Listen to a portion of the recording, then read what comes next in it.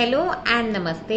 और आज हम सी सैट में बहुत ही इम्पॉर्टेंट टॉपिक करेंगे जिसका नाम है वेन डायग्राम। ठीक है, अब अगर हम वेन डायग्राम की बात करें तो सी सैट में सबसे पहले तो कितने अंक आप इससे प्राप्त कर सकते हैं। ठीक है, कोई भी चैप्टर करने से पहले ये ज़रूरी है ये जानना कि उसमें से कितने मार्क्स के क्वेश्चंस पूछे जाते हैं। तो अगर आप अपने पिछले 8 सालों के प्रीवियस ईयर क्वेश्चंस देखोगे तो आपको ये समझ में आएगा कि लगभग हर साल 2 क्वेश्चन तो पक्के हैं ही। इसके अलावा कई कई सालों में 4 क्वेश्चन पूछे गए हैं, तो कई सालों में 3 भी पूछे गए हैं। तो इसका मतलब है कि अगर आप सिर्फ ये एक टॉपिक कर लो तो करीबन आपके 4 से 8 मार्क्स पक्के हैं। तो ये टॉपिक छोड़ के तो बिल्कुल भी नहीं जाना है। और दूसरी चीज़ ये है कि ये टॉपिक में फॉर्मूले सिर्फ 2 ही हैं। ठीक है, और बहुत ही इजी टॉपिक है। तो अगर आप एक वीडियो देख लोगे इसके, ठीक है, तो लगभग आप मान के चलो आपके 4 नंबर पक्के हो गए। ठीक है, तो इसी पॉजिटिव अप्रोच के साथ आज हम ये वाला टॉपिक शुरू करते हैं। सबसे पहले तो वेन डायग्राम होता क्या है। आपने बहुत बार ऐसी आकृतियां देखी होंगी जिसमें कोई गोले बने हुए हैं। अब वो गोला हो सकता है एक के अंदर एक हो, कई बार गोला ऐसे बने हुए होते हैं, कई बार अगर 3 गोले होते हैं तो ऐसे भी हो सकते हैं, वो ऐसे भी हो सकते हैं, या फिर वो ऐसे भी हो सकते हैं, या फिर कुछ ऐसा हो सकता है, या 3 गोले आपस में बिल्कुल अलग हो सकते हैं। ठीक है, तो ये सारी आकृतियां ही क्या कहलाती हैं? वेन डायग्राम यानी वेन आरेख। ठीक है, अब जब मैं वेन डायग्राम की बात करती हूँ तो हमें सबसे पहले पढ़ना क्यों है? नंबर तो चाहिए ही, लेकिन इसके अलावा भी आप देखोगे कि वेन डायग्राम में जैसे आपसे कई बार क्वेश्चंस पूछे जाते हैं। आपको कोई आकृति बना के दे दी और पूछा कि क्या इसमें से कौन से ऑप्शंस में से ये आकृति फिट बैठती है। ठीक है, या फिर आपको 4 आकृतियां बना के देंगे और बोलेंगे जो पूछा गया सवाल है उसके हिसाब से कौन सी आकृति आपको सही दिखती है, कौन सा वेन डायग्राम आपको लगता है कि करेक्ट है। ठीक है, तो कुछ तो क्वेश्चन इस तरीके के हो गए। और कुछ क्वेश्चन आते हैं जो आप बचपन में सुनते होंगे कि भाई एक क्लास थी 100 बच्चों की, उसमें से 40 को इंग्लिश में अच्छे नंबर आए, 50 को हिंदी में अच्छे नंबर आए। ठीक है, तो और इसमें से कुछ 10 बच्चे थे जो फेल ही हो गए। तो आप ये बताओ इसमें से कौन से ऐसे बच्चे होंगे जिनको इंग्लिश और हिंदी दोनों में अच्छे नंबर आए होंगे या फिर दोनों में पास हुए होंगे। तो आपने कई बार ये फॉर्मूला देखा, और ये आपके यूपीपीएससी में डायरेक्टली भी पूछा गया है कि ए यूनियन बी जो होता है वो कुछ A plus B minus A intersection B. दुखी बिल्कुल मत होना, हमें फॉर्मूले को ढंग से पढ़ेंगे, समझेंगे इसका मतलब क्या है। पर अगर आपने कोई ऐसी चीज देखी है तो ये किसके अंदर से पूछी गई है? वेन डायग्राम के अंदर से। ठीक है, तो वेन डायग्राम को हमने 2 भागों में डिवाइड किया है। इसकी 2 क्लासेस हैं। पहली क्लास में हम बेसिक चीजें समझेंगे ताकि हमें ये समझ में आए कि गोले बनाने कैसे हैं। एक गोले के अंदर दूसरा गोला आएगा, या 2 गोले अलग अलग बनेंगे, या 2 गोले ऐसे बनेंगे, है ना। वैसे अगर 3 गोले बना रहे हैं तो 3 गोले कैसे बनेंगे? एक के अंदर एक बनेंगे, या फिर एक के बाजू में एक बनेंगे, है ना। तो किस तरीके से आपके गोले बनेंगे वो भी पता करने के लिए हमें क्या करना पड़ेगा? पहले बेसिक समझना पड़ेगा, और फिर उसके बाद हम क्या करेंगे? हाई लेवल क्वेश्चंस पे जाएंगे, तो इजी से डिफिकल्टी की ओर। ठीक है, तो ये अप्रोच के साथ अब हम आज का टॉपिक शुरू करेंगे। एक और चीज है, जितने भी मैंने टॉपिक्स कराए हैं, ठीक है, पुराने वाले टॉपिक्स आपने नहीं देखे हैं तो आप देख सकते हैं, हमने यूट्यूब पे उसकी सीरीज ऑलरेडी बनाई है। और दूसरी चीज है, हर टॉपिक के साथ एक प्रैक्टिस शीट है।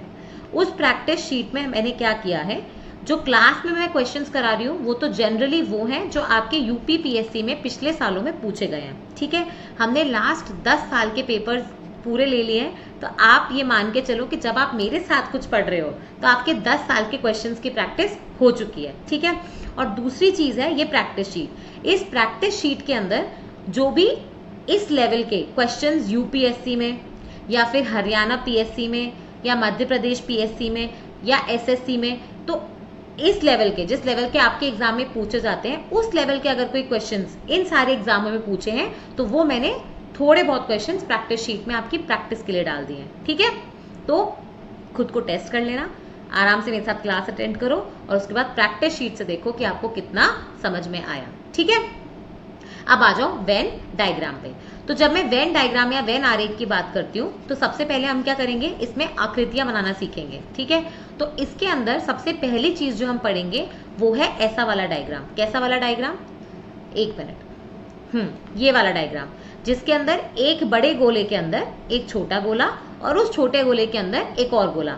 अब इसमें 4 भी हो सकते हैं, 5 भी हो सकते हैं, बट इसको हम लोग कंसेंट्रिक सर्कल बोलते हैं। ठीक है, एक के अंदर एक के अंदर एक। तो इसका मतलब क्या है कि यहाँ पे कोई एक बड़ी चीज है, जैसे इसको आप ऐसे समझो, आपके घर में फैमिली है, करेक्ट है, जैसे सपोज करो आपकी सोसाइटी है। ठीक है, उस सोसाइटी के अंदर क्या है, फैमिली, और उस फैमिली के अंदर क्या है, हम, है ना। तो हो गए ना एक गोले के अंदर। सोसाइटी में तो बहुत सारी फैमिली है, उसमें से एक फैमिली हो गई आपकी, तो वैसे आपकी फैमिली में बहुत सारे सदस्य हैं, उन सदस्यों में से एक सदस्य हो गए आप। तो जब भी ऐसी कोई स्थिति आए कि जहाँ पे पूरी की पूरी एक चीज दूसरे के अंदर बनाई जा सकती है, तो उसको हम लोग क्या बोलते हैं, उसको हम लोग बोलते हैं इंग्लिश में यूनिवर्सल अफर्मेटिव। क्या बोलते हैं उसको, यूनिवर्सल अफर्मेटिव, जो यहाँ पे लिखा हुआ है। और इसी को हिंदी में क्या बोलते हैं, सार्वभौमिक सकारात्मक। ठीक है, एक के अंदर एक के अंदर एक, मतलब जब इस वाला पूरा जो आइटम है वो बाहर वाले के अंदर आ सकता है, फिर ये जो सबसे छोटा वाला है ये इसके भी अंदर आ सकता है। ठीक है, अब इसका एग्जाम्पल जो आपकी स्क्रीन पे बना है, फॉर एग्जाम्पल अपन ने तो ये लिया सोसाइटी, फैमिली और इंडिविजुअल का। ठीक है, आप खुद सोचो, जैसे सपोज करो आप खाना खाने गए, ठीक है, तो बाहर का सर्कल बनाया आपने फूड। अब फूड में तो बहुत सारे आइटम हो सकते हैं, स्टार्टर हो सकता है, सूप हो सकता है, बेवरेज हो सकता है ना, नान हो सकती है, चावल हो सकता है, राइस हो सकता है, डेजर्ट हो सकते हैं, कुछ भी हो सकता है। तो इसका मतलब है कि सारे के सारे जो डेजर्ट्स हैं, अगर मैं दूसरा सर्कल बनाऊं तो यहाँ पे जो अपने मीठे के आइटम होते हैं ना, जो अपन खाने के लास्ट में खाते हैं, डेजर्ट्स हो गए, तो ये डेजर्ट किसका हिस्सा हो जाएंगे, खाने के। और डेजर्ट में भी बहुत सारी चीज हो सकती है, गुलाब जामुन, रसगुल्ले, है ना, रसमलाई, आइसक्रीम, कुछ भी। तो इसमें एक छोटा सर्कल अगर मैं आइसक्रीम का बना दूं, समझ रहे हो, तो सारे की सारी आइसक्रीम्स क्या हो गई, डेजर्ट का हिस्सा, और सारा का सारा डेजर्ट किसका हो गया, खाने का हिस्सा। समझ में आ गया। तो ऐसे बनती है ये वाली आकृतियां। अब आपके जो इस शीट पे बना रखी है, ये प्रीवियस ईयर क्वेश्चन था। इसमें क्या था कि आपको बोला गया था कि अगर आपके पास ये 3 चीजें लिखी हुई हैं, बहुभुज, आयत और वर्ग, तो आप इसके हिसाब से कौन सा डायग्राम बनाओगे।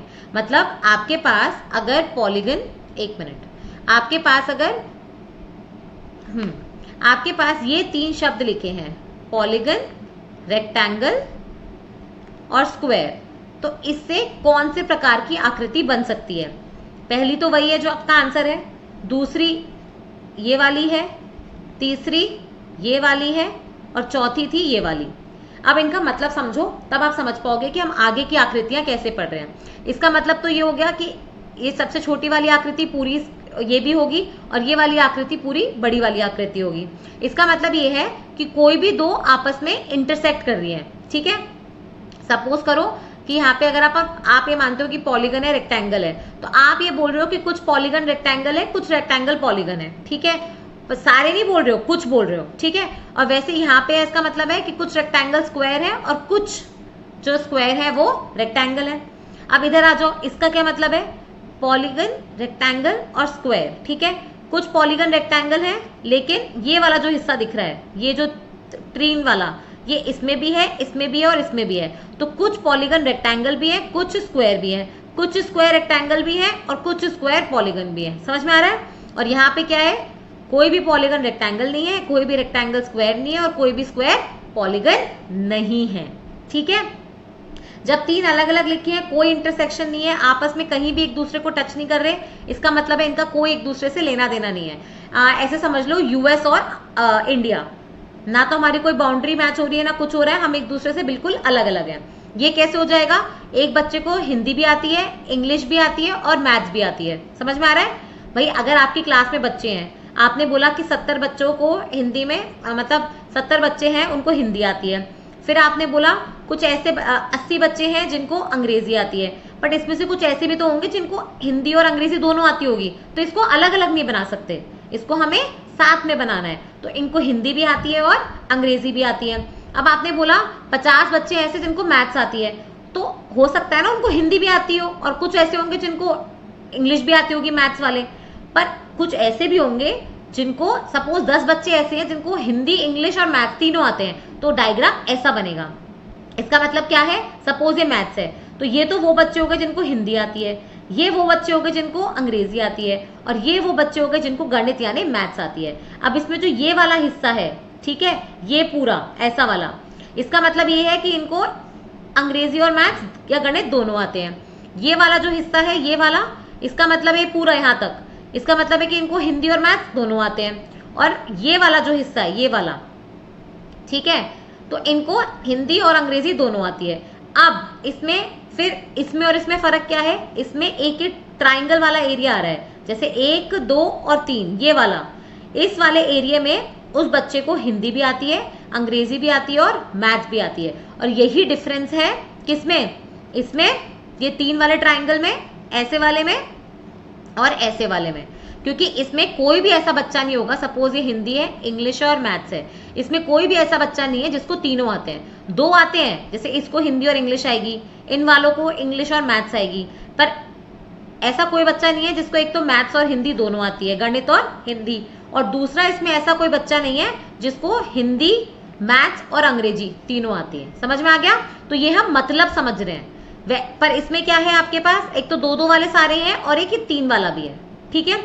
अगर कोई डायग्राम, वेन डायग्राम ऐसे बना हुआ है, तो इसमें कोई भी चीज कॉमन नहीं है। जिसको हिंदी आती है उसको अंग्रेजी नहीं आती, जिसको अंग्रेजी आती है उसको गणित नहीं आती, जिसको गणित आती है उसको बाकी दोनों चीजें नहीं आती, ठीक है।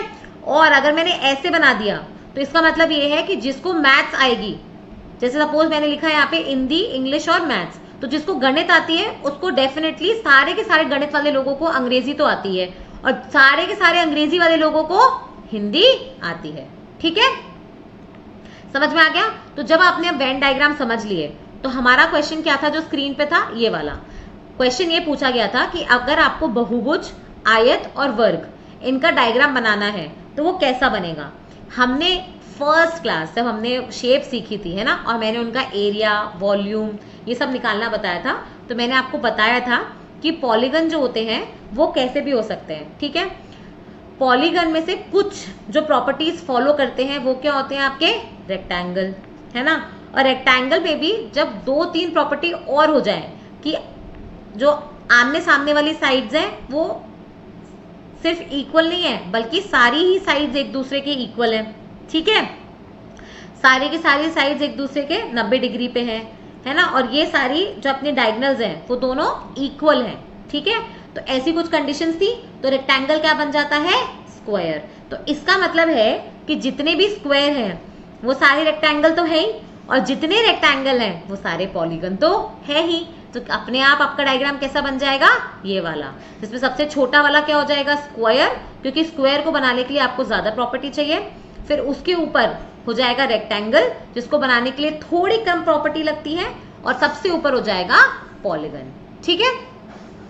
जब ये समझ में आ गया, तो अब देखो नेक्स्ट क्वेश्चन आपके सोल्यूशन, ये सॉल्व करने के लिए वीडियो को पॉज करोगे और सोचोगे कि अगर मुझे एक क्वेश्चन दिया है कि कंट्री, स्टेट और सिटी, ठीक है, ऐसे ले लो, इंडिया, राजस्थान या जयपुर, ठीक है, या फिर इंडिया, उत्तर प्रदेश और लखनऊ, क्वेश्चन ये है, तो इसका अगर मैं वेन आरेख बनाऊं तो वो कैसा बनेगा। आपको पता है कि लखनऊ किसका हिस्सा है, यूपी का, और यूपी किसका हिस्सा है, इंडिया का, करेक्ट है। तो इसका मतलब पूरा का पूरा लखनऊ किस में आता है, उत्तर प्रदेश में, और पूरा का पूरा उत्तर प्रदेश किस में आता है, भारत में। तो डायग्राम अपने आप ये बन जाएगा ना, लखनऊ, फिर ये यूपी और ये इंडिया, ठीक है। तो ये हो गया। अब आ जाओ दूसरी चीज, तो ये तो क्या थे, सार्वभौमिक जो अफर्मेटिव है, जो सकारात्मक है। अब दूसरा आएगा आपका जो नेगेटिव होते हैं, ठीक है, जो नकारात्मक है, सार्वभौमिक नकारात्मक, ठीक है। इसमें क्या हो गया, यूनिवर्सल नेगेटिव में, यूनिवर्सल नेगेटिव का मतलब है जहां पे एक के अंदर एक था, अब तीनों को अलग अलग कर दो, तीनों का एक दूसरे से कोई लेना देना नहीं है। अगर एक बंदा डॉक्टर है मरीजों वाला, और दूसरा इंजीनियर है, ठीक है, तीसरा लॉयर है, तो ये आपस में बिल्कुल भी कनेक्टेड नहीं है। वैसे ही सपोज करो चींटी है ना, आदमी और फिश, ये तीनों आपस में कनेक्टेड नहीं है। तो ऐसी चीजें जो आपस में जिनका कोई मेल नहीं है, जो बिल्कुल भी कनेक्टेड नहीं है, वो क्या हो जाती है, सार्वभौमिक नकारात्मक यानी यूनिवर्सल नेगेटिव। तो सपोज करो अगर आपको ये क्वेश्चन दे रखा है, ये छोड़ो, आपको ये वाला क्वेश्चन दे रखा है कि व्हेल है, क्रोकोडाइल है और बर्ड है, तो इसका डायग्राम कैसे बनेगा। देखो क्वेश्चन क्या दे रखा है, आपको 3 जानवर दे रखे हैं, व्हेल दे रखी है, क्रोकोडाइल दे रखा है और बर्ड दे रखा है, ठीक है। आप बोलोगे मैम इसमें तो कोई मेल नहीं है, व्हेल तो बिल्कुल पानी में रहती है, ये पानी और इसके जमीन के बीच में रहता है, और जो बर्ड होती है वो तो आसमान में उड़ती है। तो अपने आप बन जाएगा ना डायग्राम ऐसा, ठीक है। आपकी पूछे गए क्वेश्चन है जिसमें ऐसे स्टेटमेंट दे देते हैं और फिर नीचे डायग्राम बना देते हैं कि भाई इनमें से कौन सा ऑप्शन सही बैठेगा, या फिर दूसरे तरीके से कि आपको डायग्राम बना दिया और फिर नीचे स्टेटमेंट में पूछ लिया कि ये किसको रिप्रेजेंट करता है। तो दोनों तरीके से क्वेश्चन पूछे गए हैं, ठीक है। अब देखो, अब तीसरा कैसा आ गया, ये वाला जिसमें मैंने बताया था ना बीच में ट्राइंगल बनते हैं, जैसे यहाँ पे हिंदी था, अंग्रेजी था और गणित था। तो इसमें क्या होता है, इसमें बेसिकली आपका एक ट्राई सेक्शन एरिया बनता है। कौन सा एरिया बनता है, ट्राई सेक्शन का एरिया।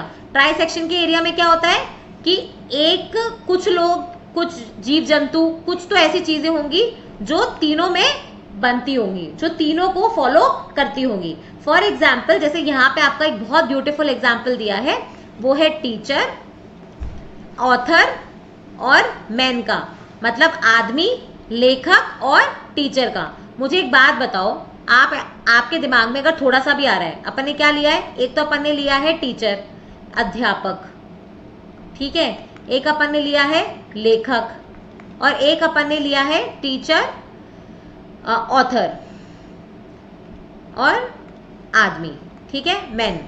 मुझे एक बात बताओ, कुछ आदमी लेखक हो सकते हैं क्या, बिल्कुल हो सकते हैं, ठीक है। लेखक तो महिलाएं भी हो सकती है, मतलब कुछ लेखक आदमी भी हो सकते हैं, तो दोनों तरीके से सही है। तो लेखक आदमी में तो ऐसा कुछ रिश्ता बनेगा जहां पे कुछ लेखक आदमी हो सकते हैं, कुछ आदमी लेखक हो सकते हैं, ठीक है। अब आ जाओ लेखक और अध्यापक में, क्या कुछ लेखक अध्यापक नहीं होते, बिल्कुल होते हैं, पता है ना। कुछ लेखक अध्यापक हो सकते हैं ना, पता है अपने को कितने सारे, जैसे एपीजे अब्दुल कलाम लेखक भी थे और वो टीचर भी थे, है ना। वैसे ही कुछ अध्यापक लेखक भी होते हैं जो अच्छी अच्छी किताबें लिखते हैं। तो इन दोनों में भी ऐसा रिश्ता बैठता है। अब बचा क्या, अध्यापक और आदमी का। देखो, क्या कुछ अध्यापक आदमी नहीं हो सकते, बिल्कुल हो सकते हैं, और कुछ आदमी अध्यापक नहीं हो सकते, बिल्कुल हो सकते हैं। तो इसका मतलब है ये तीनों आपस में कुछ ऐसे बैठने की तैयारी कर रहे हैं, ठीक है। पर ये चीज और चेक कर लो कि क्या कोई आदमी लेखक भी है और अध्यापक भी है, बिल्कुल है। Example APJ Abdul Kalam. तो इसका मतलब ये वाला त्रिकोण भी बैठ रहा है। तो इसका डायग्राम कैसा हो जाएगा, ये वाला। समझ में आया, आकृतियां बनाना सीख गए ना, तो वेन डायग्राम से इजी चैप्टर कोई नहीं है, ठीक है, ओके। अब सपोज करो ये अपना तीसरे तरीके का डायग्राम हो गया। अब आता है चौथा तरीका। चौथे में क्या हो गया कि दो चीजें आपस में तो कोई कनेक्शन नहीं रखती, लेकिन वो किसी चीज का हिस्सा जरूर है। जैसे आपके, अगर मैं बात करूं फॉरेस्ट की, ठीक है, तो फॉरेस्ट में आपको पेड़ पौधे भी मिलते हैं और आपको जानवर भी मिलते हैं। इसको अगर इंग्लिश में बोलते हैं तो हम फ्लोरा बोलते हैं और फौना बोलते हैं। फ्लोरा फौना से आपस में लिंक्ड नहीं है, मतलब वैसे लिंक्ड है लेकिन इंटरसेक्शन नहीं है इनका कोई, ठीक है। लेकिन ये दोनों के दोनों किसका हिस्सा है, फॉरेस्ट का, ठीक है। वैसे ही आपका ज्योमेट्री बॉक्स होता है, तो ज्योमेट्री बॉक्स में आपका जैसे पेन पड़ा है वर्सेस आपका कंपास पड़ा है, तो ये आपस में जुड़े हुए नहीं है, ठीक है। पर पेन और कंपास दोनों किसका हिस्सा है, ज्योमेट्री बॉक्स का, ठीक है। वैसे ही आप देखोगे, सपोज करो हॉस्पिटल है, तो ये तो बड़ा वाला हिस्सा हो गया हॉस्पिटल। अब हॉस्पिटल में पेशेंट्स भी हैं और नर्सेज भी हैं। क्या कोई नर्स पेशेंट हो सकती है, नहीं, तो इसलिए ये इंटरसेक्शन नहीं बन रहा, ठीक है। क्या कोई पेड़ जानवर हो सकता है, नहीं, तो इसलिए ये इंटरसेक्शन नहीं बन रहा। क्या कोई पेन कंपास हो सकता है क्या, नहीं, इसलिए ये इंटरसेक्शन नहीं बन रहा। समझ में आ गया। तो पर ये दोनों है तो किसका हिस्सा, बड़े वाले का। तो ये दोनों अलग अलग है लेकिन एक बड़े चीज का हिस्सा है, ठीक है। अब इसी में सपोज करो कि ऐसा कुछ बन जाता, ऐसा भी तो बन सकता है। ये कैसे होगा, ये वाला कि भाई आपके पास कोई पेट है तो पेट में क्या हो सकता है, चूहा, चूहा तो नहीं पर बिल्ली, कुत्ता, कुछ भी है ना।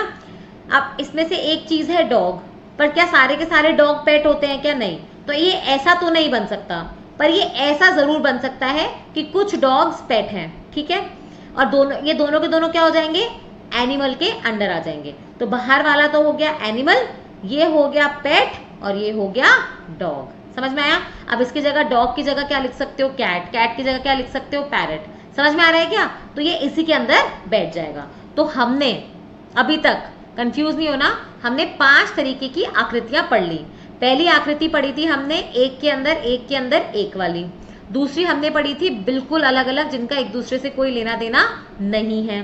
तीसरी हमने पढ़ी ये वाली, ठीक है। चौथी हमने पढ़ी ये वाली, करेक्ट है ना। और पांचवी जो जो मैंने, हाँ, और एक मिनट, पांचवी हमने पढ़ी ये वाली जिसमें त्रिकोणा बन रहा है, ठीक है।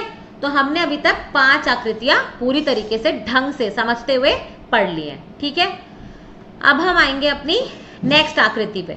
नेक्स्ट आकृति क्या है, जहां पे एक गोला तो दूसरे के अंदर है और तीसरे वाले का उससे कोई लेना देना नहीं है। फॉर एग्जाम्पल, आपने यहाँ पे लिखा जंगल, जंगल के अंदर क्या मिले आपको, पेड़ पौधे यानी फ्लोरा, ठीक है। इसका घर यानी हाउस से कोई लेना देना है क्या, नहीं है। समझ में आ रहा है। रैंडम चीज, सड़क लिख दो, यहाँ पे रोड लिख दो, कुछ भी लिख दो, इससे इसका कोई लेना देना नहीं है। तो ऐसी कोई अलग सी चीज वर्सेस कोई ऐसी चीज जो एक के अंदर एक आती है। फॉर एग्जाम्पल, इन्होंने जो लिया है, इन्होंने लिया कि आदमी है या मनुष्य है। मनुष्य में से, मनुष्य जो है उसमें से कुछ पायलट है, करेक्ट है। पर हमें पता है कि सारे के सारे पायलट एटलीस्ट मनुष्य तो होंगे ही, ठीक है। यहाँ पे हम वो ड्राइवरलेस कार टेस्ला की बात नहीं कर रहे हैं, यहाँ पे हम बात कर रहे हैं कि भाई जितने भी ह्यूमन पायलट्स हैं वो अल्टीमेटली हैं तो क्या, ह्यूमन। तो इसका मतलब पायलट सारे के सारे हैं तो क्या, ह्यूमन। तो इसके अंदर आ गए। लेकिन डक का क्या काम है, डक तो मतलब रैंडमली कोई भी चीज आपने जोड़ दी तो वो यहाँ पे आपने उसका अलग से गोला बना दिया, ठीक है। अब इसी के अंदर अपनी छठवीं आकृति कौन सी हो गई, ये वाली, ठीक है। अब इसी के अंदर एक और वेरिएशन क्या बन सकता है कि ये गोला इसके अंदर ना होके ऐसा हो सकता है। जैसे एग्जाम्पल क्या हो जाएगा इसका, भाई कोई बच्चे हैं उनको हिंदी आती है, कोई बच्चों को इंग्लिश आती है। तो ऑब्वियसली कुछ ऐसे बच्चे भी होंगे जिनको हिंदी और इंग्लिश दोनों आती होगी, और यहाँ पे लिख दो डक या यहाँ पे लिख दो डॉग, तो उसका तो इससे कोई लेना देना ही नहीं है। डॉग को थोड़ी हिंदी और इंग्लिश आती है, ठीक है। तो डॉग तो अलग से कुछ कैटेगरी हो गई और हिंदी इंग्लिश वाले लोग अलग से हो गए। तो अपन ने फटाफट मुझे बता दो 7 आकृतियां कौन सी पढ़ी है। वीडियो पॉज करो, तब तक मैं बोर्ड पे बनाती हूँ, ठीक है।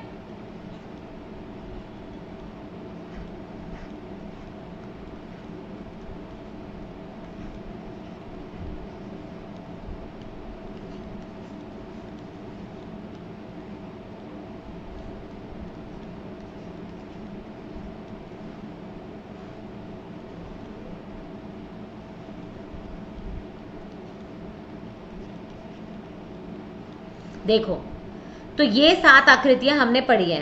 पहली वाली का एग्जाम्पल क्या था, जैसे पॉलीगन, रेक्टेंगल और स्क्वायर। दूसरी वाली कोई भी 3 चीजें ले लो जिसका आपस में कोई कनेक्शन नहीं है, जैसे वेल, बर्ड, क्रोकोडाइल।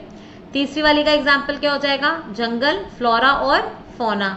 चौथी वाली का क्या एग्जाम्पल हो जाएगा आपका, डॉग, पेट और एनिमल्स। पांचवी वाली का एग्जाम्पल क्या हो जाएगा, हिंदी, अंग्रेजी और गणित। छठवीं वाली का एग्जाम्पल क्या हो जाएगा, छठवीं वाली का एग्जाम्पल क्या था जो अपन ने यहाँ पे पढ़ा था, ये वाला, कि इसमें तो कुछ भी ले सकते हो आप। इसमें आप ले लो, सपोज करो, हाँ, इसमें ले लो स्टेशनरी,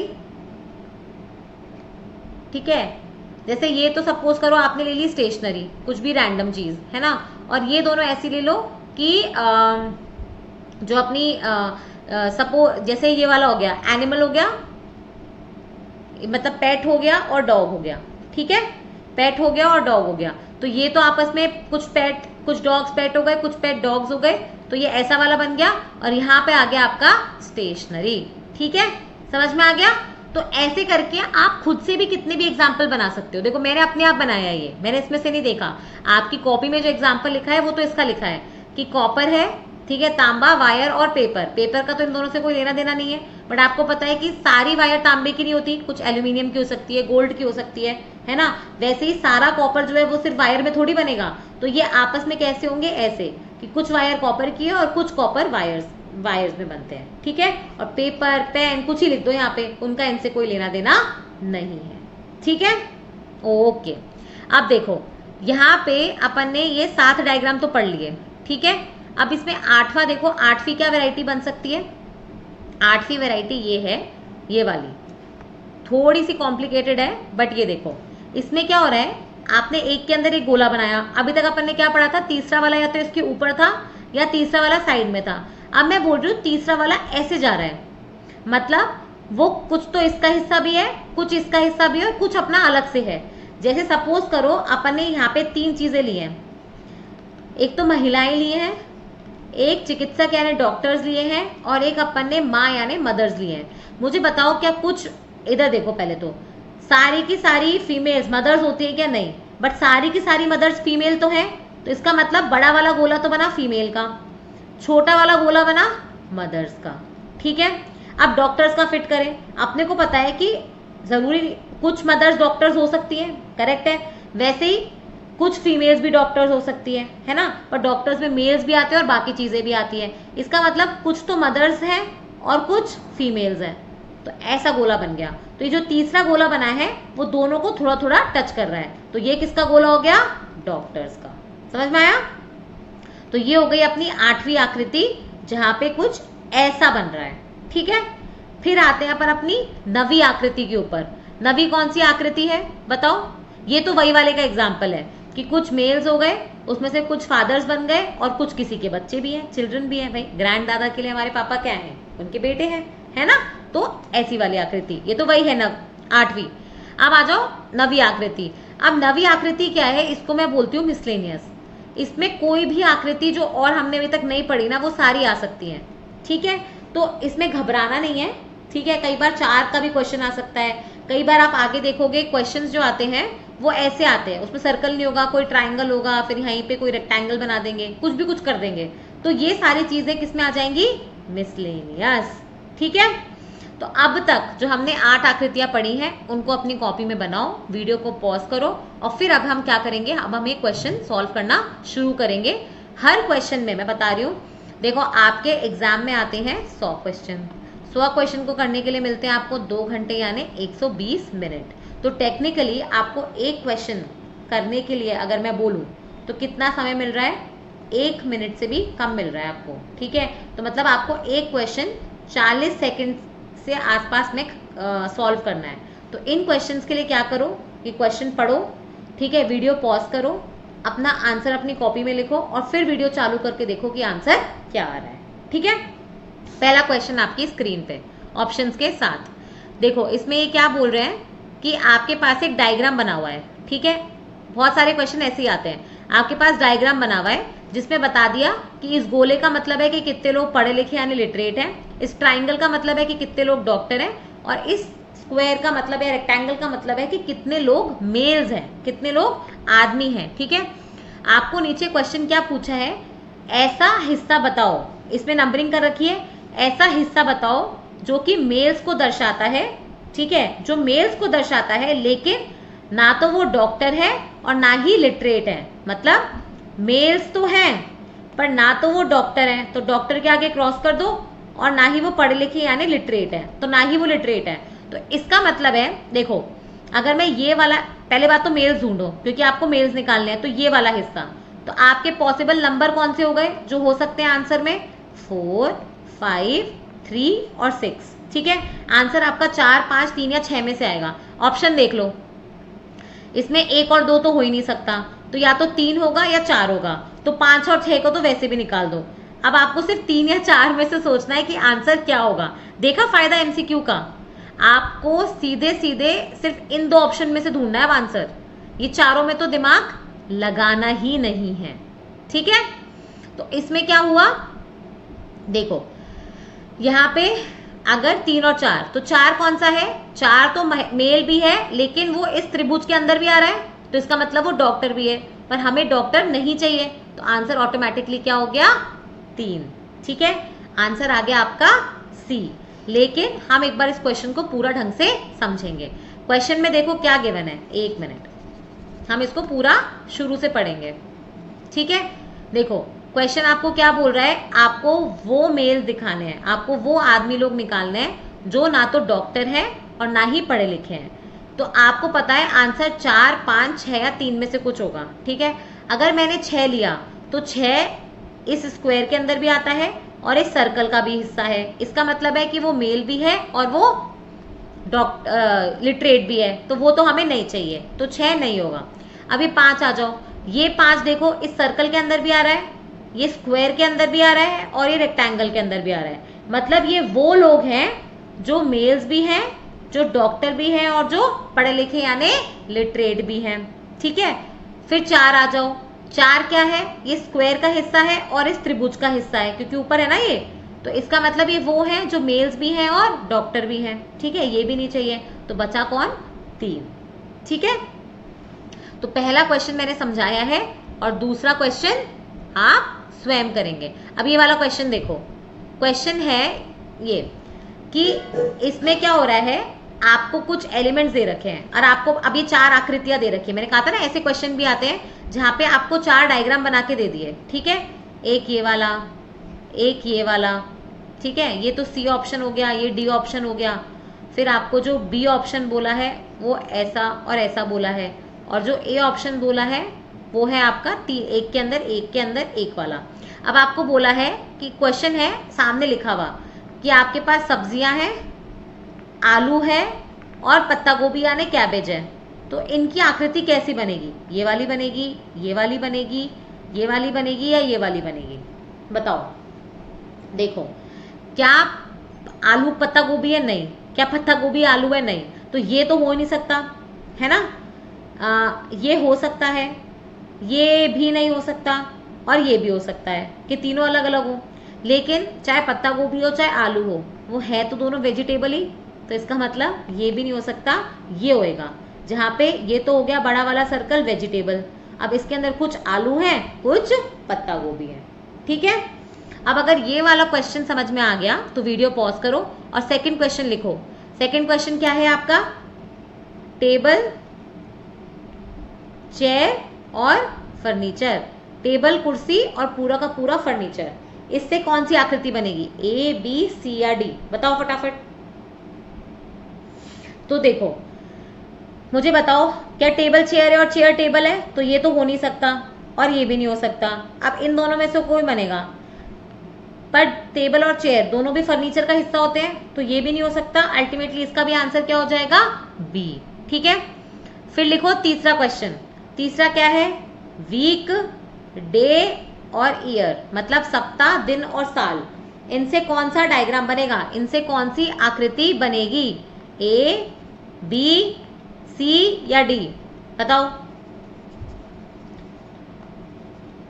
तो यहां पे देखो, मुझे बताओ कि आपको पता है पूरे साल में 52 हफ्ते होते हैं, तो मतलब बहुत सारे हफ्ते हैं, तो सारे हफ्ते हैं तो साल के अंदर ही, वैसे ही हफ्ते के अंदर 7 दिन होते हैं, तो कोई भी दिन कहलाएगा तो हफ्ते का हिस्सा, तो इसका मतलब इसकी आकृति कैसे हो जाएगी, ए, आंसर क्या हो जाएगा, ए, ठीक है। वैसे ही अब एक क्वेश्चन लिखो, एक तो दिया है जज, एक दिया है चोर, है ना, और एक है क्रिमिनल। इन तीनों में कैसा डायग्राम बनेगा, इन चारों को देख के बताओ, ए बी सी डी को देख के बताओ, इसमें से जज, चोर और क्रिमिनल, इन तीनों को नजर में रखते हुए कौन सी आकृति बनेगी।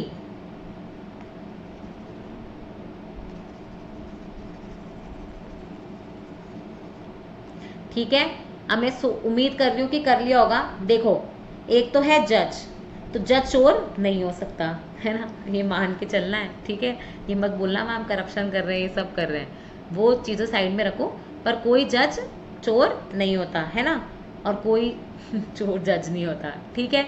तो ये तो हमें पता है कि इन दोनों में ये दो आपस में अलग अलग रहेंगे, तो या तो ये हो सकता है ऑप्शन या सी हो सकता है। लेकिन जो चोर है वो है तो एक क्रिमिनल ही, क्रिमिनल में कोई चोर हो सकता है, मर्डरर हो सकता है, कुछ भी हो सकता है। तो ये जो चोर है वो है तो एक बड़े वाले का हिस्सा ही, करेक्ट है ना। इसका मतलब है आंसर जो होता है वो डी हो जाएगा कि ये बड़ा वाला तो हो गया क्रिमिनल, क्रिमिनल के अंदर क्या आ गया आपका? चोर, लेकिन जज बिल्कुल अलग है, ठीक है, जज का इन दोनों से कोई लेना देना नहीं है। तो आंसर हो गया डी। देख रहे हो, बहुत इजी है ये। बस अगर एक बार इसमें समझ में आ जाए ना कि कैसा है क्या है, तो क्वेश्चन ऐसे झटके से हो जाएंगे आपके, दिमाग मतलब इतना लगाने की जरूरत ही नहीं है। अब आ जाओ फटाफट नेक्स्ट क्वेश्चन। नेक्स्ट में है, एक तो है हस्बैंड यानी पति, एक है पत्नी वाइफ और दूसरी है फैमिली। इन तीनों में कैसा रिलेशन बनेगा बताओ? हस्बैंड, वाइफ और फैमिली। वीडियो पॉज करके सोचो, आंसर लिखो और फिर वापस स्क्रीन पे आओ। देखो, फैमिली तो बड़ी है, उसमें हस्बैंड भी होंगे और वाइफ भी होंगे, तो मतलब हस्बैंड और वाइफ दोनों होंगे तो इसका ही हिस्सा, तो ये तो नहीं हो सकता फॉर श्योर, है ना। और ये अलग भी नहीं लग रहा है ऐसा कुछ होगा, तो आंसर या तो ए होगा या बी होगा। अब मुझे बताओ, क्या कोई हस्बैंड वाइफ बन सकता है क्या? इसमें ट्रांसजेंडर्स इंक्लूडेड नहीं है, ये बिल्कुल अलग से क्वेश्चन बता रही हूँ मैं। तो जनरली सी बात है कि हस्बैंड वाइफ नहीं हो सकता, वाइफ हस्बैंड नहीं हो सकती, पर दोनों ही फैमिली का एक हिस्सा है, तो अपने आप का आंसर क्या आ जाएगा? बी। ठीक है, ओके। अब आ जाओ नेक्स्ट क्वेश्चन। ये अपन कर चुके हैं, पॉलीगन, स्क्वायर और रेक्टेंगल, तो अपन ने देख ही लिया था आंसर कैसा होता है, ये वाला। ठीक है, आंसर ए। ओके, फिर आ जाओ नेक्स्ट क्वेश्चन। नेक्स्ट क्वेश्चन है आपका, लिखो। एक तो है बस, एक है गाड़ी यानी कार और दूसरा है व्हीकल, तो बताओ क्या होगा? क्या कोई बस कार हो सकती है? नहीं। क्या कोई कार बस हो सकती है? नहीं। तो आपका ए नहीं हो सकता, करेक्ट है ना। और कौन सा नहीं हो सकता? ए तो नहीं हो सकता इसके अंदर, ठीक है। और अब बी सी डी में से कुछ हो सकता है, लेकिन आपको ये पता है कि चाहे बस हो चाहे कार हो, दोनों ही किसका? वाहन का हिस्सा है, व्हीकल का हिस्सा है, तो इसका मतलब क्या है? ये वाला। तो इसका आंसर भी क्या हो जाएगा? बी। ठीक है, वैसे अब ये वाला देखो, क्वेश्चन नंबर 9। वीडियो पॉज करके सॉल्व करो। इसमें है घर, ठीक है, बेडरूम और बाथरूम। बेडरूम बाथरूम नहीं हो सकता, बाथरूम बेडरूम नहीं हो सकता, लेकिन दोनों ही हिस्से किसके हैं? घर के। तो इसका भी आंसर कैसा हो जाएगा? ऐसा वाला। तो आंसर हो जाएगा बी। ठीक है, आंसर हो जाएगा बी।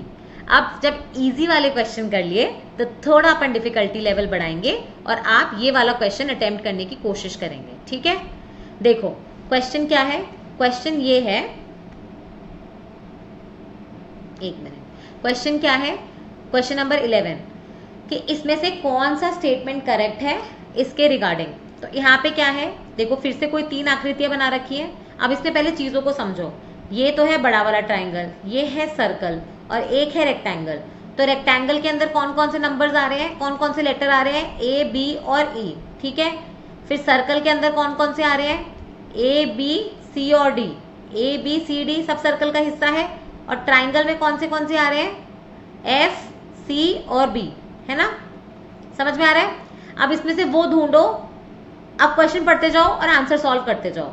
आपने ये देख लिया कि भाई रेक्टेंगल में कौन सा है, आपने ये देख लिया सर्कल में कौन सा है, और आपने ये देख लिया कि ट्राइंगल में कौन सा है। अब अपन क्या देखेंगे? क्वेश्चन देखो, ये बोल रहा है कि ए और बी तीनों में है। नहीं भाई, ए बी इसमें है, सिर्फ इसमें ए नहीं है, तो ये स्टेटमेंट तो गलत हो गया। इसलिए बोल रही थी कि इसको ऐसे लिखना है ताकि ये स्टेटमेंट फटाफट पढ़ के सॉल्व कर सको। ये ट्रिक है छोटी छोटी, ठीक है। फिर ई, ए, बी, सी सारे फिगर्स में है, बिल्कुल नहीं तो ये भी गलत हो गया। फिर ये बोल रहा है एफ, सी, डी, बी ये सारे फिगर्स में है। अरे नहीं भाई, ये भी गलत है। पर ये बोल रहा है कि ओनली बी है जो सब में है। बी इसमें भी है, बी इसमें भी है और बी इसमें भी है। तो आंसर क्या हो गया अपना? डी। ठीक है, ओके। अब ये वाला देखो, क्वेश्चन नंबर 12। वीडियो पॉज करो और सॉल्व करो और फिर देखो कि आंसर सही आया क्या। इसमें देखो फिर से लिख लो, रेक्टेंगल में कौन से नंबर है? 1, 2 और 5। स्क्वायर में कौन से नंबर है? 4, 2, 5, 6, 7, 3। कैसे आया? ये आपका क्या है? स्क्वायर। इसके अंदर जो भी नंबर आ रहे हैं 4, 5, 2, 6, 7 और 3। फिर आ जाओ ये सर्कल। इस सर्कल में कौन से नंबर है? 5, 6, 7, 9 और 10। ठीक है, और फिर आ जाओ ट्राइंगल। इस ट्राइंगल में कौन से इस ट्राइंगल में कौन से नंबर है? इस ट्राइंगल में कौन से नंबर है? स्क्रीन पे देख के बताओ। 7 है, 3 है, 9 है और 11 है। ठीक है, कौन से हैं? 7 है, 3 है, 9 है और 11 है। अब क्वेश्चन देख लो, वो बोल रहा है कि कौन सा नंबर है जो स्क्वायर में है, यानी सर्कल यानी एलिप्स में है और ट्राइंगल में है। तो देख लो कौन सा नंबर कॉमन आ रहा है। 7 इसमें भी है, इसमें भी है, इसमें भी है, तो आंसर क्या हो गया 7। आंसर क्या हो गया डी। समझ में आ गई ट्रिक, है ना। इजी क्वेश्चन ये, बहुत इजी क्वेश्चन, और यही पूछे गए आपके यूपी पीएससी में, तो फिर तो डरने की बात ही क्या है। अभी देखो इतना बड़ा सा डायग्राम देख के डरना बिल्कुल भी नहीं है, सबसे फुद्दू क्वेश्चन है ये, ठीक है।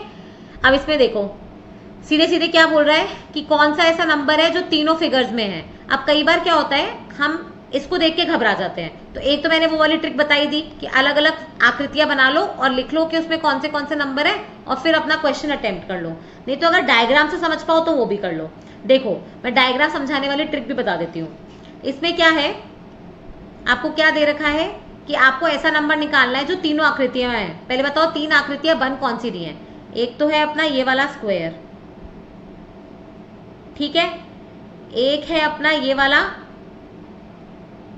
ट्राइंगल, है ना, और एक है अपना ये वाला पॉलीगन या फिर पैरेललोग्राम। समझ में आ गया। तो ये 3 आकृतियां हैं, एक तो है स्क्वायर, एक है ये पैरेललोग्राम और एक है ये ट्राइंगल, ठीक है। अब इसमें ये देखो कौन सा नंबर है, डायग्राम देख के समझो जो तीनों में आएगा, ठीक है। अब इसमें अपन इसको डायग्राम को देख के सॉल्व करेंगे। ये वाली टेक्निक से सॉल्व कर लो वीडियो पॉज करके, और फिर एक बार ये वाली टेक्निक से और देख लो। देखो पहले ये देखो ये स्क्वायर में कौन कौन से नंबर है, 3 नंबर है, तो इसका मतलब आपका आंसर या तो 5 होगा या 6 होगा या 7 होगा। क्यों, क्योंकि वो तीनों फिगर में आता है, तो 5 है या 7 में से कुछ होगा। तो ऑप्शन ही देख लो, ऑप्शन में 2 और 8 है, ये तो हो ही नहीं सकता। आंसर या तो 6 है या 7 है, या तो बी है या सी है। अब 6 नंबर देखो, 6 नंबर किस किस में आ रहा है। 6 नंबर एक तो ये स्क्वायर में आ रहा है और एक ये पैरेललोग्राम में आ रहा है। बट क्या ये ट्राइंगल के अंदर आ रहा है, क्या नहीं आ रहा ना, ट्राइंगल के तो बाहर है, तो इसका मतलब 6 तो नहीं है। तो बचा क्या आंसर 7। 7 देखो स्क्वायर में भी है, 7 इस ट्राइंगल में भी है और 7 इस पैरेललोग्राम में भी है, ठीक है। तो आंसर क्या हो गया ऑप्शन सी यानी 7, ठीक है। मैं फिर से कह रही हूं बहुत फुद्दू क्वेश्चंस आते हैं, बस ट्रिक पता होनी चाहिए। अब ये देखो ये बोल रहा है कि ऐसे क्वेश्चन समझो, ऐसे नंबर्स जो सिर्फ कितनी भी 2 आकृतियों में आ रहे हैं। पुराना वाला ही क्वेश्चन है ये वाला ही क्वेश्चन है, इसी का ही नेक्स्ट पार्ट है। इसमें बेसिकली ऐसे नंबर्स जो सिर्फ 2 आकृतियों के अंदर आते हैं, ठीक है, ओनली 2 आकृतियों के अंदर ही आते हैं, तो उनका सम, उनका जोड़ कितना होगा। तो पहले तो ऐसे नंबर निकालो जो 2 आकृतियों में आते हैं। तो फिर यहाँ पे आपको क्या करना पड़ेगा, वो वाली ट्रिक कि पहले स्क्वायर लिया, स्क्वायर के अंदर कौन से नंबर है 5, 6 और 7। फिर आपने ये बनाया पैरेललोग्राम, इसके अंदर क्या है 1, 4, 3, 6, 7, 8, 9 और 2, ठीक है। और फिर आपने बनाया ट्राइंगल, ट्राइंगल के अंदर कौन से नंबर है 2, 4, 7, 8 और 5। अब मुझे बताओ, बोल रहा है कि 2 आकृतियां, पहले इन 2 आकृतियों के बीच में देखो कौन से नंबर आ रहे हैं, तो 6 और 7, ठीक है। फिर इन 2 आकृतियों के बीच में देखो कौन से नंबर आ रहे हैं, 4 कॉमन है, 7 कॉमन है और 8 और 2, तो 2, 4, 7 और 8, ठीक है। अब इन दोनों वाली ट्राइंगल और स्क्वायर, इनमें देखो कौन सा कॉमन आ रहा है, 7 आ रहा है और 5 आ रहा है, ठीक है। तो आपको ये तो मिल गए वो नंबर्स जो 2, 2, 2, 2 में कॉमन है। अब इसमें से आपको वो हटाना है जो तीनों में है, तो 7 हटा दो, ठीक है। तो बचे हुए नंबर्स का जोड़ लगा लो, तो 6 बचा है, 2 बचा है, 4 बचा है, 8 बचा है और 5 बचा है। समझ में आ गया क्या। इन दोनों के इंटरसेक्शन में ये दोनों नंबर, इन दोनों के इंटरसेक्शन में ये 4 नंबर, और इन दोनों के जो इंटरसेक्शन में ये दोनों नंबर, इसमें से 7 हटा दो, क्योंकि क्वेश्चन में क्या पूछा है, जो सिर्फ 2 फिगर्स को इंटरसेक्ट करते हो। तो 3 वाला हटा देना है, 7 हटा दिया, तो बचा ये, इसको ऐड करो, 6 और 2 8, 8 और 4 12, 12 और 8 20, 20 और 5 25। तो ये आंसर गलत लिखा है, इसका आंसर क्या हो जाएगा डी हो जाएगा, ठीक है, नन ऑफ दीज। समझ में आ गया क्या। इसमें सिर्फ वो ही निकालना है which belong to 2 figures only. इसमें कोई और नंबर भी है क्या जो 2 जगह आ रहा है, 6 है, 2 है, 4 है, 8 है और 5 है, ठीक है, यही आंसर। तो ठीक है, देखा कई बार क्या होता है, ये क्वेश्चंस के आंसर्स जो है ना ये चेंज भी होते हैं। आपके यहाँ पे आंसर कॉपीज वगैरह, ये आंसर कीज दोबारा भी निकलती है ना, तो उसमें चेंज हो जाते हैं। अभी आ जाओ, नेक्स्ट क्वेश्चन क्या बोल रहा है कि इसमें ऐसे कौन से हैं जो सिर्फ स्क्वायर में है, ठीक है, only with the sum of the numbers जो ट्रेपीजियम में। अब यहाँ पे क्या हो रहा है, क्वेश्चन थोड़ा डिफिकल्ट हो गया, ठीक है। इसमें क्या बोल रहा है, मल्टीप्लाई द नंबर जो सिर्फ स्क्वायर में है। तो हमें ये पता है कि स्क्वायर में ये 3 नंबर में है, लेकिन 6 और 7 तो बाकी किसी और में भी है, तो 5 ही सिर्फ ऐसा नंबर है जो सिर्फ स्क्वायर में है। तो वो कौन सा नंबर हो गया, 5। इसको मल्टीप्लाई किसके साथ करना है, सम ऑफ द नंबर्स जो ट्रेपीजियम में ही बिलोंग करते हैं, ठीक है, जो सिर्फ और सिर्फ ट्रेपीजियम में है। तो ट्रेपीजियम वाले नंबर्स कौन से हो जाएंगे, इसमें ट्रेपीजियम मतलब ये हो गया, देखो इसमें एक शेप तो ये हो गई है ना, एक शेप ये वाली ले ली उन्होंने ट्रेपीजियम वाली, ये है आपका ट्रेपीजियम, और तीसरी आपने ले ली ट्राइंगल, मतलब एक शेप ये ले ली, एक इन्होंने ये ट्रेपीजियम वाली ले ली, और एक ले ली है ट्राइंगल। अब ये बोल रहे हैं जो सिर्फ स्क्वायर में है वो तो है 5, ठीक है। अब ये बोल रहे हैं जो ट्रेपीजियम है, ठीक है, जो सिर्फ ट्रेपीजियम में है, तो ट्रेपीजियम में कौन कौन से, एक तो 1 है, 4 है, 6 है, 7 है, 8 है, 5 है, 2 है और 9 है। अब मुझे बताओ इसमें से कौन सा नंबर है जो सिर्फ ट्रेपीजियम का हिस्सा है, ठीक है। देखो 6 7 तो बिल्कुल नहीं है, 8 भी अगर आप देखोगे तो ट्राइंगल का हिस्सा है, 5 भी ट्राइंगल का हिस्सा है, ठीक है। लेकिन 2 अगर देखोगे तो ये और कहीं नहीं आ रहा, तो 2 है, 9 है, ठीक है। वैसे ही 4 तो ट्राइंगल में आ रहा है, लेकिन एक और कहीं नहीं आ रहा, ठीक है। तो अपने को 3 नंबर जो सिर्फ ट्रेपीजियम में है वो है 2, 9 और 1। अब ये बोल रहा है इनका करो जोड़, तो 9 और 1 10 और 1 12, और इस 12 को मल्टीप्लाई करो, इसको गुना कर दो 5 से, तो आंसर कितना आना चाहिए, 60। आंसर क्या आ जाएगा, बी, ठीक है। थोड़ा कॉम्प्लिकेटेड क्वेश्चन है, इसको नहीं समझ में आया वीडियो पॉज करो और दोबारा से देखो, ठीक है, यही फायदा है रिकॉर्डिंग का, ओके। अब ये देखो, अब कुछ ऐसे आपके ये असर्शन रीजनिंग वाले क्वेश्चन आते हैं। ये क्या होता है, कई बार जो अगर आप देखोगे तो बहुत सारी क्लासेस इसको कंक्लूजन और स्टेटमेंट करके एक अलग पूरा चैप्टर बनाती है और उसके अंदर पढ़ाती हैं। ये कुछ नहीं है, ये क्वेश्चंस आपके वेन डायग्राम से ही सॉल्व होंगे, तो इसीलिए मैंने ये सारे क्वेश्चंस इसी के अंदर ही ले लिए, ठीक है। क्वेश्चन क्या है, ये बोल रहा है स्टेटमेंट दिया है और इस पे फिर कुछ कंक्लूजन दिया है, और आपको बताना है कि भाई इस स्टेटमेंट के हिसाब से कौन सा कंक्लूजन सही बैठता है। स्टेटमेंट पढ़ो, वो बोल रहा है इसमें अपना दिमाग मत लगाना, जो दिया है वो सत्य है, ठीक है। ये अगर बोल दे कि आदमी पागल है तो मानना है कि आदमी पागल है, अपना दिमाग नहीं लगाना कि भाई कुछ आदमी पागल नहीं होते। इन वाले क्वेश्चंस में जो स्टेटमेंट्स दिए हैं उनको ट्रू मानते हुए ही आगे बढ़ना है। तो जैसे इस स्टेटमेंट में लिखा है कि कुछ चूहे बिल्ली हैं, तो मान लिया कुछ चूहे बिल्ली हैं, क्या इसमें ये मुझे बताओ इसका वेन डायग्राम कैसे बनेगा, पहली स्टेटमेंट का कि कुछ चूहे बिल्ली हैं, तो ऐसा वाला बनेगा या ऐसा वाला बनेगा या ऐसा बनेगा, यही 3 पॉसिबिलिटी है इसमें। ये नहीं होगा, क्योंकि अगर यहाँ पे लिखता ऑल रैट्स आर कैट तो ये वाला बनता, ये नहीं है ना। इसमें ये लिखा है कि नो रैट इज कैट, तो इसका मतलब है ये बनेगा कि अगर ये रैट है और ये कैट है तो कुछ चूहे बिल्ली हैं। फिर ये बोल रहा है कि कुछ बिल्लियां कुत्ती हैं। अब ये मैंने एक डायग्राम तो बना दिया कि भाई रैट है और ये कैट है, ठीक है। अब ये बोल रहा है कि कुछ बिल्लियां कुत्ते हैं, मतलब सम कैट्स आर डॉग्स, ठीक है। तो कुछ बिल्लियां कुत्ते हैं, तो ये ऐसे भी बन सकता है कि कुछ बिल्लियां कुत्ते, ऐसे भी हो सकती है, या फिर इसने हमें ये नहीं बोला ना कि कुत्ते और चूहे में क्या कनेक्शन है, बट ऐसे भी तो हो सकता है, यहाँ पे भी तो कुछ कुत्ते कुछ बिल्लियां कुत्ता है, ठीक है। तो सम कैट्स आर डॉग्स, तो ये पॉसिबल डायग्राम हमारे बन रहे हैं। अब तीसरा स्टेटमेंट देखो, तीसरा बोल रहा है कि कोई भी डॉग काऊ नहीं है। अब इसमें काऊ कहां से आ गया, तो कोई भी डॉग काऊ नहीं है, तो मतलब जो डॉग का गोला है उसमें काऊ कहीं नहीं आएगा, पर काऊ ऊपर तो कहीं हो सकता है, वैसी काऊ साइड में भी कहीं हो सकता है। तो ये हो गया क्वेश्चन थोड़ा कॉम्प्लिकेटेड। क्वेश्चन क्या बोल रहा है, ये आपका प्रीवियस ईयर क्वेश्चन है, ये मैं खुद नहीं पढ़ा रही हूँ, ठीक है। ये बोल रहा है सबसे पहला स्टेटमेंट है कि सम रैट्स आर कैट्स, तो ये बना दिया, ठीक है। इसमें तो एक ही पॉसिबिलिटी थी।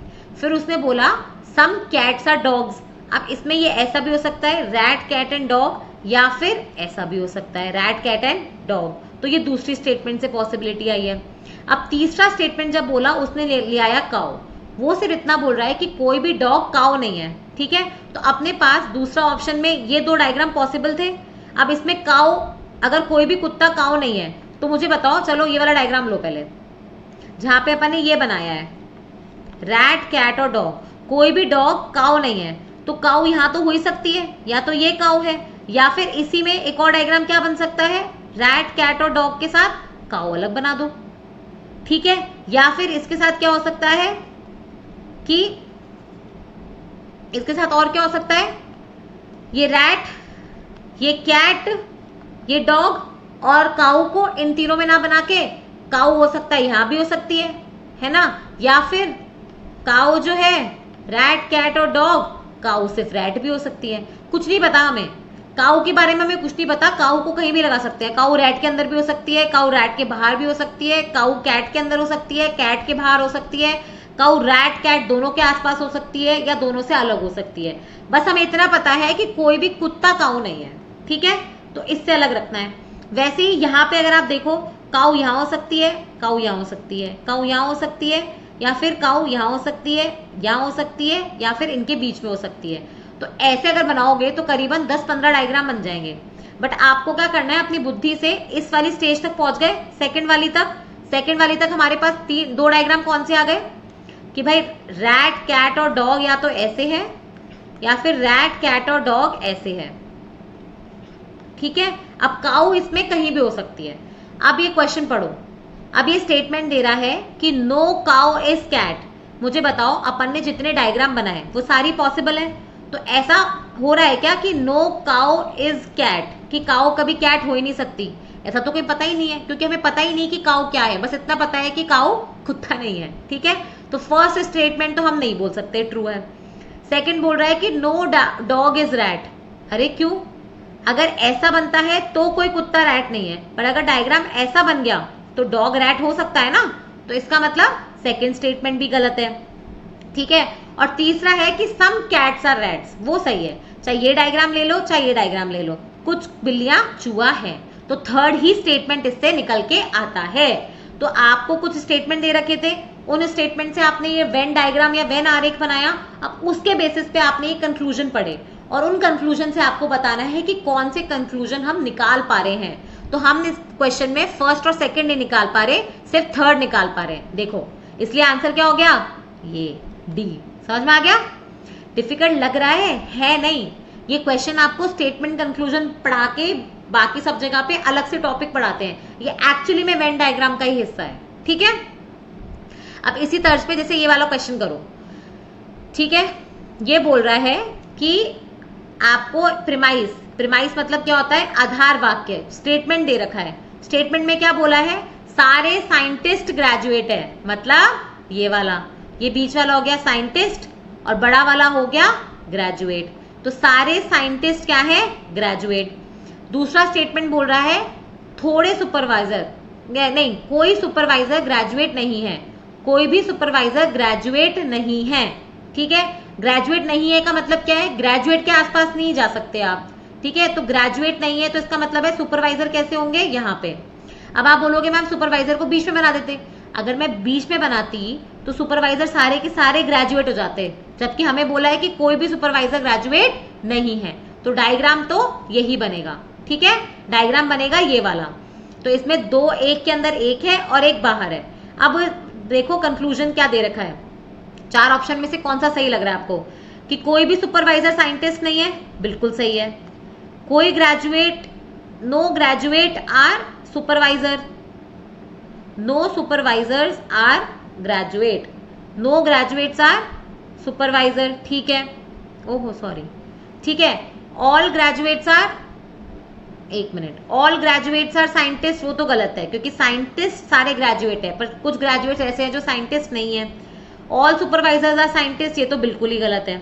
अब ये वाला स्टेटमेंट देखो, अपने को ए और बी दोनों राइट लग रहे हैं, ठीक है। पहला वाला तो बिल्कुल सही है कि सुपरवाइजर ग्रेजुएट से अलग है, तो इसका तो कोई लेना देना है ही नहीं। दूसरा बोल रहा है कि नो ग्रेजुएट्स आर सुपरवाइजर, अपने को ये बोला है कि कोई सुपरवाइजर ग्रेजुएट नहीं है, ठीक है। बट उल्टा तो हो ही सकता है कि कोई ग्रेजुएट हो सकता है, सुपरवाइजर निकल जाए, ठीक है। ग्रेजुएशन करके आप सुपरवाइजर बन सकते हो। तो अगर देखो कभी भी ऐसा हो जहां पे आपको दोनों ही आंसर सही लग रहे हो, तो हमेशा उस आंसर की तरफ जाना जो मोस्ट करेक्ट है, जो क्या है, मोस्ट राइट है, तो हर स्थिति में राइट कौन सा है, ए वाला, तो आंसर क्या हो जाएगा, ए। ठीक है, इसलिए थोड़े डिफिकल्ट क्वेश्चन माने जाते हैं। ऐसा नहीं है कि क्वेश्चन डिफिकल्ट हैं, इसमें क्या है, थोड़ी सी समझ लगानी है, इसको आप रट के सॉल्व नहीं कर सकते। जैसे ये वाला क्वेश्चन देखो, इसमें 3 स्टेटमेंट गिवन है, 1, 2 और 3। पहली स्टेटमेंट है कुछ फल फूल हैं, सारे नहीं, सम फ्रूट्स आर फ्लावर्स, मतलब अगर ये फ्रूट्स बनाऊं है ना और ये फ्लावर बनाऊं तो कुछ फ्रूट्स फ्लावर्स हैं, तो पहली स्टेटमेंट तो ये हो गई। अब ये बोल रहा है कि कोई भी फ्लावर बोट नहीं है। ठीक है, अब बोट मेरी कहां हो सकती है, या तो मेरी बोट यहां हो सकती है या फिर मेरी बोट यहां हो सकती है। ठीक है, क्योंकि फ्लावर से उसका कोई इंटरेक्शन नहीं होना चाहिए। ठीक है, तो मेरे 2 स्टेटमेंट आने तक मेरे ये 2 डायग्राम बनके तैयार है।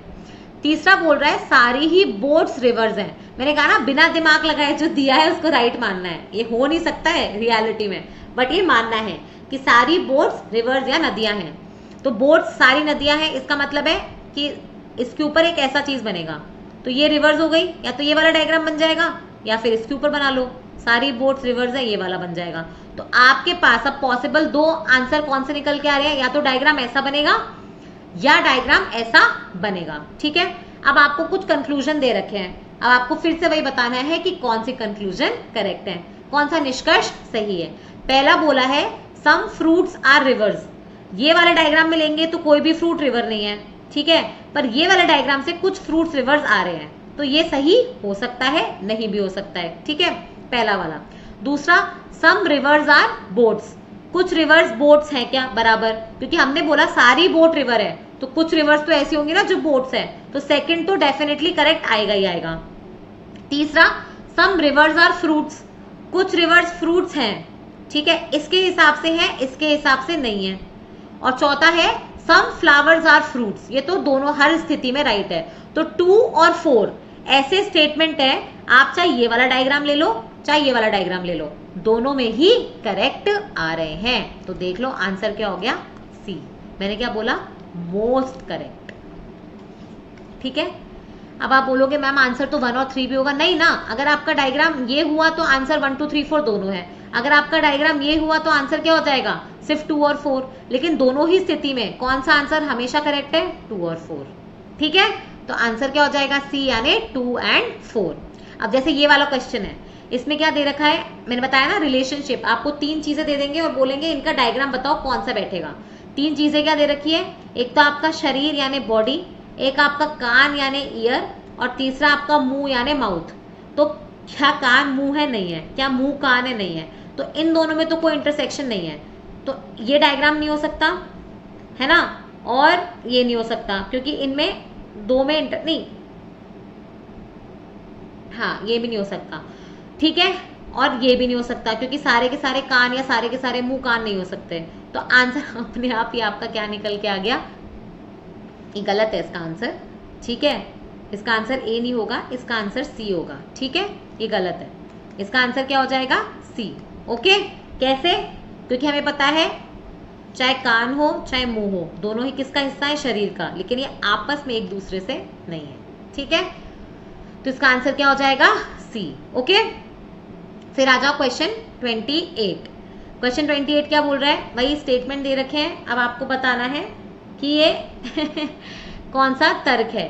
ठीक है, ये अभी छोड़ देंगे, ये जब हम आर्ग्यूमेंट और स्टेटमेंट वाला करेंगे ना उसके अंदर देखेंगे। ठीक है, ये अभी नहीं करेंगे क्योंकि ये वेन डायग्राम से ही होगा, लेकिन आपको ये नहीं पता कि डिवीजन क्या होता है, सत्यात्मक क्या होता है ना, अनडिस्ट्रीब्यूटेड मिडिल क्या होता है, तो ये अपन बाद में देखेंगे। क्वेश्चन नंबर 31, ये देखो कितने पुराने क्वेश्चंस भी लिए हैं, 1998 तक के। इसमें क्या है कि 3 चीजें दे रखी हैं, एक तो है हिस्ट्री यानी इतिहास, एक है भूगोल ज्योग्राफी, और एक है भूर्ग भरशास्त्र। ठीक है, तो इसमें ये पूछ रहा है कि इनमें क्या संबंध है, इसमें ये पूछ रहा है कि इनमें क्या संबंध है। ऑब्वियसली 3 सब्जेक्ट्स हैं, तो क्या होगा कि कुछ ये भी जानते हैं, कुछ ये भी जानते हैं, कुछ इन तीनों को जानते होंगे, तो आंसर अपने आप क्या हो जाएगा, सी। आंसर क्या हो जाएगा, सी। जब भी सब्जेक्ट्स आते हैं ना मोस्टली वो ऐसे ही होते हैं। ठीक है, अब 37 देखो, बहुत इंटरेस्टिंग क्वेश्चन है ये। देखो इसमें ये क्या बोल रहा है कि जहां पे ट्राइंगल है उसका मतलब है कि वो क्वालिफाइड डॉक्टर है, योग्य डॉक्टर है, ठीक है। इसका मतलब 1, 6 और 5 क्या है, ये तीनों योग्य डॉक्टर हैं, ठीक है। 1, 6 और 5 क्या है, तीनों योग्य डॉक्टर हैं, ठीक है। फिर आ जाओ दूसरा, रेक्टेंगल का मतलब क्या है, अनुभवी डॉक्टर। तो 2, 5 नहीं, रेक्टेंगल का मतलब है अनुभवी, तो रेक्टेंगल में 6 है, 5 है, 4 है और 3 है। 6 है, 5 है, 4 है और 3 है, ठीक है। और सर्कल में कौन है, 2, 4 और 5, ये कौन है, गांव में जो काम करते हैं डॉक्टर, वो वाले। अब ये पूछ रहा है योग्य अनुभवी डॉक्टर, ठीक है, जो गांव में है, मतलब ऐसा नंबर जो तीनों में आता है। बताओ कौन सा नंबर है, तो 5 आ रहा है तीनों में। आंसर क्या हो जाएगा, बी यानी 5। हो गया ना फटाफट सॉल्व। ओके, क्वेश्चन नंबर 39 करो। ये फिर से वही है, ये बोल रहा है ट्राइंगल का मतलब है डॉक्टर, ठीक है।